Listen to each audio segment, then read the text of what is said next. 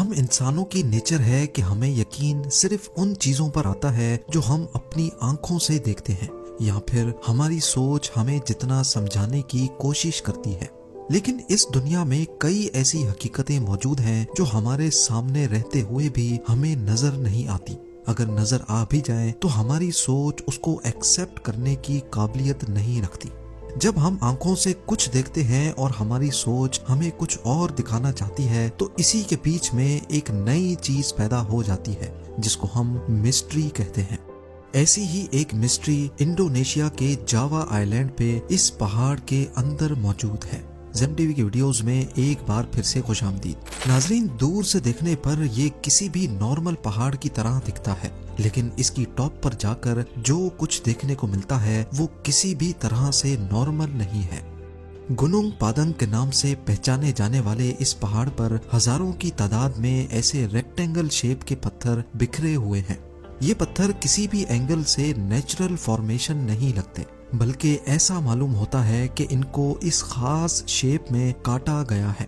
اب کیونکہ جاوا آئی لینڈ خود ایک والکینک آئی لینڈ ہے، اسی وجہ سے ریسرچرز کا ماننا تھا کہ کوئی والکینک راک یہیں پڑا تھا جس کو کاٹ کر اس شیپ میں لایا گیا ہے۔ لیکن پتھروں کے سیمپلز لینے کے بعد معلوم پڑا کہ یہ پتھر یہاں کے ہیں ہی نہیں، اور اس بات کا مطلب تھا کہ قریب ان 50,000 پتھروں کے بلاکس کو کہیں اور کاٹا گیا تھا اور پھر ایک ایک کر کے اس پہاڑ کے اوپر چڑھایا گیا۔ پہاڑ کی ٹاپ لیئر پر یہ پتھر رینڈملی بکھرے ہوئے ہیں، لیکن کچھ اسپاٹس میں یہ ایک دوسرے کے اوپر ترتیب سے رکھے ہوئے بھی پائے گئے۔ اور صرف اتنا ہی نہیں بلکہ ان کے بیچ میں گارا یعنی سیمنٹ جیسے مکسچر کو بھی ڈالا گیا تھا۔ وہ جو لوگ بھی تھے، ایسا معلوم ہوتا ہے کہ وہ اس پہاڑ کے اوپر کوئی ٹیرس یا کوئی کنسٹرکشن کرنا چاہتے تھے۔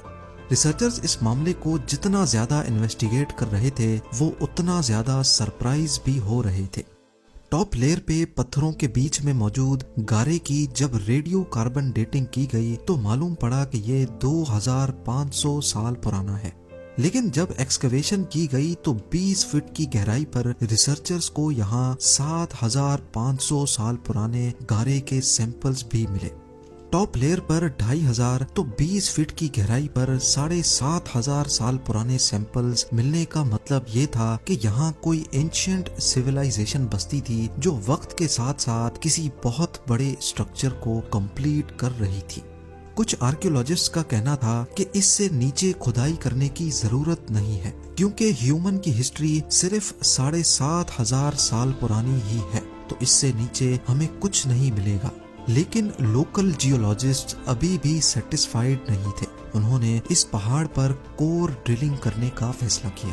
کور ڈرلنگ میں ایک ہالو پائپ کو زمین میں ڈرل کیا جاتا ہے، اور جب وہ پائپ واپس باہر نکالا جاتا ہے تو زمین کے اندر جو کچھ بھی ہوگا اس کے سیمپلز ایک کور کی صورت میں پائپ کے اندر جمع ہو جاتے ہیں۔ حیرت انگیز طور پہ کور ڈرلنگ سے جو سیمپلز نکل کر آئے ان پر یقین لانا واقعی بہت مشکل تھا، خاص طور پر آرکیولوجسٹ کے لیے۔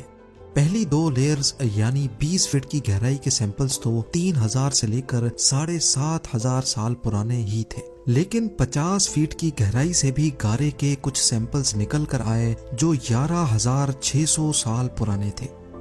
یہ سال تھا 9600 BC اور تب ارتھ پر آخری آئس ایج چل رہی تھی۔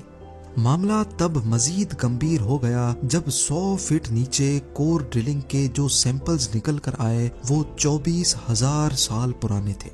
یہ وہ دور تھا جب آخری آئس ایج اپنے پیک پر چل رہی تھی۔ اس دور میں انسان کی کسی ان نون سیویلائزیشن نے پہاڑ کے اتنا نیچے کوئی کنسٹرکشن کی تھی جس کے ثبوت سب کے سامنے تھے۔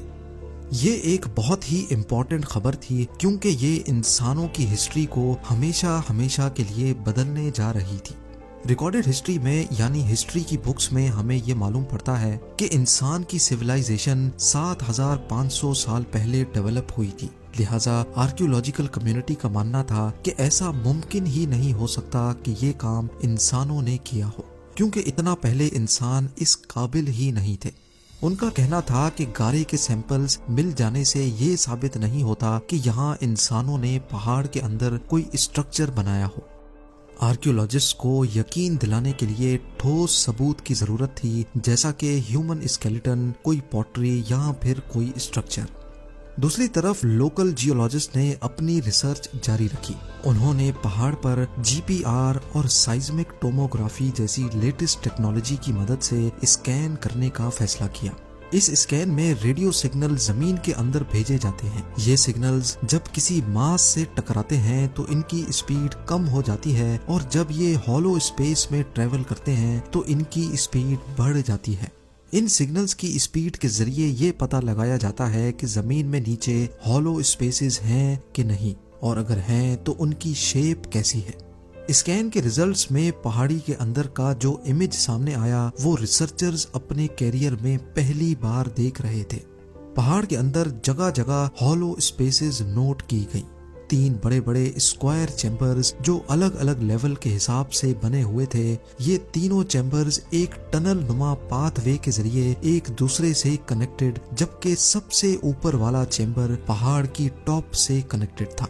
इन तीनों चैम्बर्स की साइज भी एक दूसरे से काफी मुख्तलिफ थी। सबसे ऊपर वाला चैम्बर छोटा, उसके बाद बड़ा चैम्बर, और तीसरा चैम्बर सबसे बड़ा और 100 फीट की गहराई में बनाया गया था।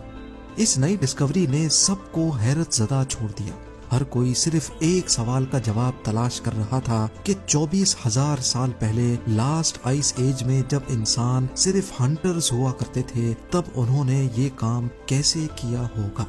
याद रहे कि ये बात आयरन, ब्रॉन्ज और स्टोन एज से भी काफी ज्यादा पुरानी है। जब ये major discovery main stream media पे आई तो इंडोनेशियन गवर्नमेंट भी इसमें काफी इंटरेस्ट लेने लगी और लोकल जियोलॉजिस्ट को गुनुंग पादंग पर एक्सकवेशन करने की इजाजत दे दी। प्रेसिडेंट ने यहाँ अपने लिए एक हेलीपैड भी बनवाया जहाँ वो खुद इस रिसर्च को मॉनिटर करने आते थे। लेकिन आर्कियोलॉजिकल कम्युनिटी ने इस पर काफी प्रोटेस्ट रिकॉर्ड करवाए, क्योंकि वो अभी तक इस बात पर डटे थे कि गुनुंग पादंग पर जो कुछ भी है वो 7,500 साल से पुराना नहीं हो सकता।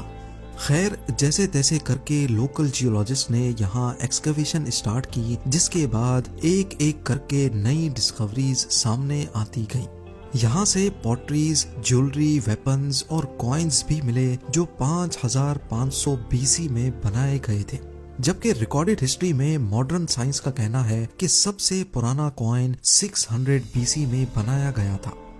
गुनुंग पादंग से नई डिस्कवरीज का सिलसिला अभी चल ही रहा था कि 2014 में इंडोनेशियन प्रेसिडेंट चेंज हो गए।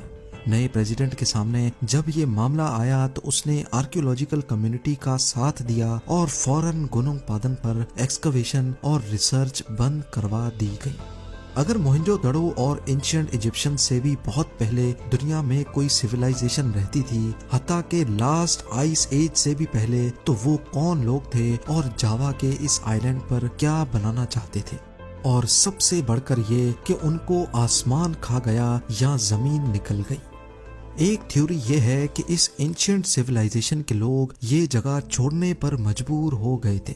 इस थ्योरी में काफी दम भी लगता है, क्योंकि आइस एज में समंदरों का लेवल आज के लेवल से 100 मीटर नीचे हुआ करता था।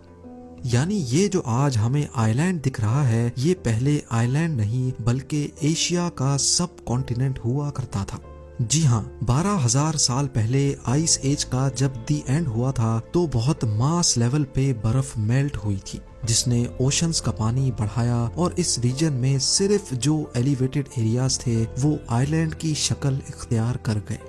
बाकी सब कुछ ओशन के बॉटम पे चला गया। जावा आइलैंड पे बसने वाली सिविलाइजेशन अब बिल्कुल आइसोलेट हो चुकी थी। वो अपने दूसरे साथियों से बिछड़ चुके थे और शायद वक्त के गुजरते वो हमेशा हमेशा के लिए अपनी पहचान भी भूल गए। इस मिस्ट्री की असल कहानी क्या है, ये राज आज भी गुनुंग पादंग के अंदर दबा हुआ है। लेकिन इस बात के काफी चांसेस हैं कि ये जो दिखने में पहाड़ लग रहा है, ये असल में नेचुरल नहीं बल्कि स्टोन ब्लॉक्स को एक दूसरे के ऊपर रख कर बनाया गया था, जो शायद अपनी असली हालत में कुछ इस तरह दिखता था। उम्मीद है ज़ेम टीवी की ये वीडियो भी आप लोग भरपूर लाइक और शेयर करेंगे। आप लोगों के प्यार भरे कमेंट्स का बेहद शुक्रिया। मिलते हैं अगली शानदार वीडियो में।